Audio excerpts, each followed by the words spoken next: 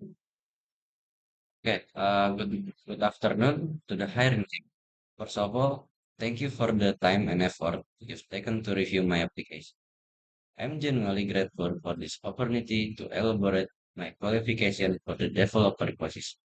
Okay, first of all, my name is Anfu Muhammad Fatan Isnaini.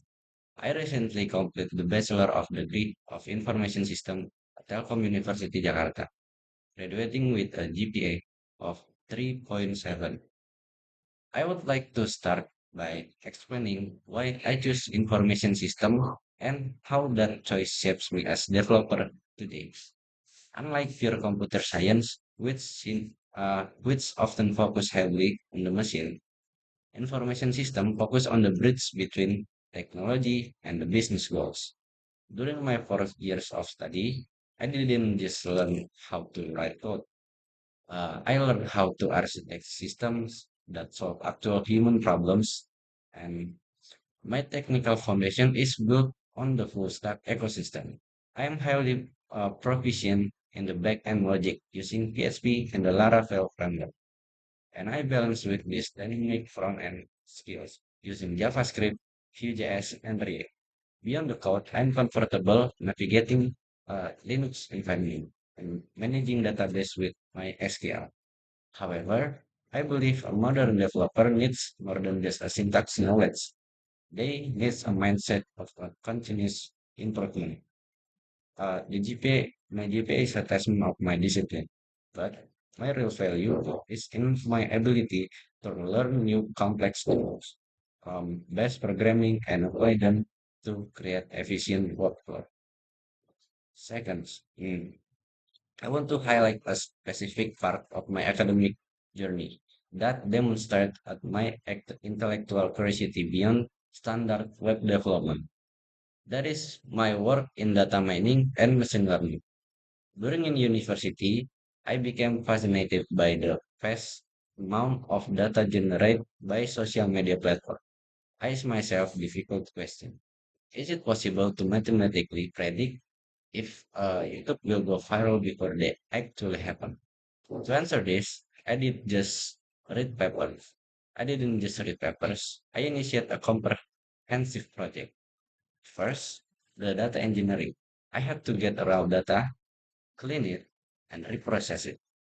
This taught me the importance of a garbage in, garbage out, a principle that I now apply strictly to my database design and web development. Second, the algorithm.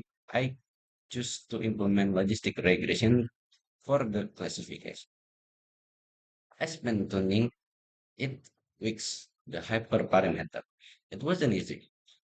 There were a moment of frustration when the accuracy was low, but through the persistence and re-evaluating my variables, I eventually achieved a 98% of accuracy model. I also applied a key means clustering to understand the hidden pattern in the video categories. Third, the application. Because I am a developer at heart, I know mathematical model wasn't enough. It needs a user interface, so I built a web-based dashboard using Streamlit. This allowed me, non-technical user, to input video parameters and get real-time prediction. This project wasn't my job, but it defines my character. It proves that I'm not afraid of mathematics, and that I have initiative and to build end-to-end uh, solution.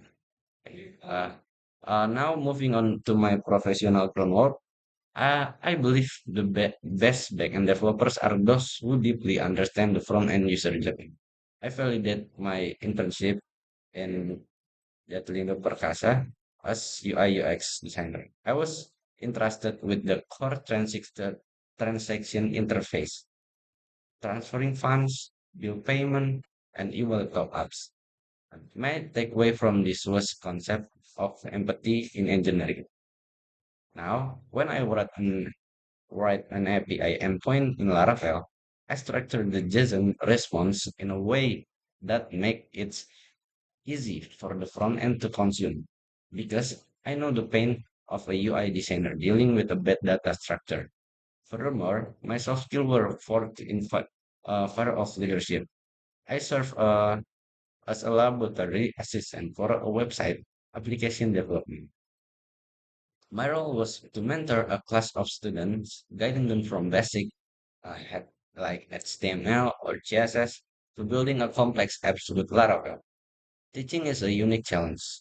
It required me to break down the complex logic like authentication middleware, database seeding into a simple digestible concept. This experience significantly improved my communication skills. It taught me how to give uh, constructive feedbacks during the code review and how to lead a team through technical roadblocks. Okay, next is to summary my introduction. I want to touch upon my core soft skill. My biggest skill is adaptability. In tech, tools can change every 6 months. I have proven by moving from a Figma design to Laravel coding to Python data modeling and even in the Linux server management that I'm not defined by a single tool. I'm defined my ability to solve problem using whatever tools best for the job. Regarding my weakness, I want to be transparent. Coming from a design background, I used to struggle with perfectionism. I would delay launching a feature because UI wasn't perfect yet. However, I can manage this through the agile methodology. Now I categorize tasks into must-have and nice to have, focusing on major energy on shipping rebus, bug-free functionality first. Uh, and then I've learned that in a business context, working product today is better than a perfect product next week. I am ready to bring this blend technical precision, user empathy, and adaptability to the company. Okay. Uh, Selanjutnya, saya akan menceritakan tentang proyek pengembangan yang pernah saya kerjakan atau Deep Dive SDLC. Sebelumnya, terima kasih untuk menggambarkan kompetensi teknis saya. Saya akan membedah proyek sistem e-commerce toko kue yang saya kembangkan dengan Laravel. Nah, di sini saya tidak hanya menulis kode, tapi saya juga menangani Software Development Lifecycle atau SDLC. Nah, fase pertama itu requirement dan planning. Nah, di sini masalah yang dihadapi adalah ketidakberaturan stok, sangat pesanan manual. Jadi solusi saya adalah sentralisasi sistem. Fase kedua, arsitektur dan database design. Nah, ini adalah paling krusial. Saya merancang database SQL ternormalisasi. Saya memisahkan table order, order item, dan produk. Mengapa? Nah, kenapa saya melakukan itu? Karena agar jika nama produk berubah, data riwayat, transaksi juga ikut berubah atau integrasi data. Saya juga mendesain relasi one to many and many to many yang efisien. Nah, fase ketiga adalah eksekusi untuk coding. Sebagai full stack developer, saya menggunakan Laravel di sisi backend. Lalu saya mengimplementasikan fitur autentikasi, manajemen karakter keranjang, menggunakan session, dan integrasi payment gateway sederhana. Lalu untuk di sisi front end, saya menggunakan Tailwind CSS itu untuk memastikan website saya eh, mobile responsif karena riset menunjukkan 80 user itu akan mengakses web itu lewat HP. Jadi mobile responsif itu sangat penting dalam penggunaan front end. Jadi eh, Tailwind ini dapat memudahkan user dalam mengakses website lewat HP agar tampilan responsif dan nyaman. Lalu fase keempat, testing. Sebelum eh, itu saya juga melakukan unit testing sederhana. Nah, saya mastiin kalkulasi total harga tidak pernah salah. Terus, karena ini kan menyangkut keuangan. Karena hasil akhirnya, toko ini punya dashboard admin otomatis yang bisa nampilin grafik penjualan. Jadi, kita bisa tahu penjualan mana yang paling laku. Jadi, itu dapat dapat membuat efektivitas yang lebih bagus. Jadi, lebih efisien dan mereka tidak perlu mencatat manual. Jadi efektivitas ini sangat penting bagi saya. Nah, terus bagaimana saya memastikan kode? agar efisien dan mudah di-maintain. Bagi saya, kode yang efisien itu kode yang bisa hidup jangka panjang. Saat jadi asisten lab, saya sering lihat kode mahasiswa yang jalan tapi berantakan. Tentu sangat sulit diperbaiki. Nah, udah masalah teknis, dari situ saya eh, belajar bahwa prinsip code itu sangat penting. Jadi strategi saya ada tiga. Pertama, separation of concern. Nah, permisahan tanggung jawab. Saya sangat ketat menerapkan pola MVC. Model hanya mengurus data, terus view hanya mengurus tampilan, control hanya mengurus penghubung. Jika ada logika bisnis yang rumit, misalnya diskon berlaku jika beli X dan hari Y, saya tidak akan menaruhnya di controller. Saya akan buat servis kelas khusus. Ini membuat kode mudah dibaca dan dites. Nah, yang kedua, ini dry atau don't repeat yourself dan komponen. Kalau ada duplikasi kode itu sangat merugikan karena akan menjadi banyak line pada kode. Jadi jika menulis logika yang sama dua kali, saya akan refactor menjadi fungsi global atau komponen. Jadi itu cuma akan mengambil jadi efisiensi dalam menuliskan kelas. Misalnya di UI membuat komponen produk yang bisa dipakai di home, search, dan kategori. Jika ada perubahan desain, saya cukup ubah satu file saja karena dibuat satu komponen. Nah, ketiga dokumentasi dan git flow. Nah, saya biasain diri buat nulis komentar pada kode yang kompleks. Jadi ngejelasin kenapa kode itu ditulis demikian, bukan cuma kodenya aja. Nah, saya juga menggunakan Git dengan pesan commit yang jelas. Misalnya fix calculation error on car, bukan cuma update. Nah, ini mm, bisa mengefisiensi waktu yang sangat berharga kalau ada maintenance di suatu hari gitu. Nah, terus jika deadline ketat, sistem mengalami bug besar. Langkah prioritas saya apa? Nah, di situasi seperti ini, itu bisa jadi ujian mentalitas bagi seorang developer. Oleh karena itu, pendekatan saya itu cloud logic atau logika dingin dan jangan panik. Nah, langkah saya itu yang pertama, penilaian prioritas. Saya bakal cek yang prioritas apakah bug ini memblokir pendapat pendapatan atau kritikal, misalnya user tidak bisa check out atau hanya bug visual minor. Jadi kritikal ini saya akan memberitahu tim saya mungkin dan atasan sistem check out sedang down. Nanti estimasi investigasi 30 menit. Jadi transparansi itu yang pertama nomor satu. Nah, langkah kedua itu isolasi. Nah, saya akan cek log server. Apakah ini karena kode yang baru saya push atau masalah database? Jika karena kode baru, saya tidak akan buang waktu debug baris per baris karena kan waktunya mepet. Saya akan lakukan git revert ke versi stabil terakhir. Nah, prioritas utama adalah sistem up dulu. Baru kita cari salahnya di mana, server lokal atau staging. Nah, langkah ketiga, eh, solusi taktis atau patching. Jika tidak bisa revert, saya akan cari quick fix. Mungkin kodenya tidak elegan, mungkin sedikit hardcore.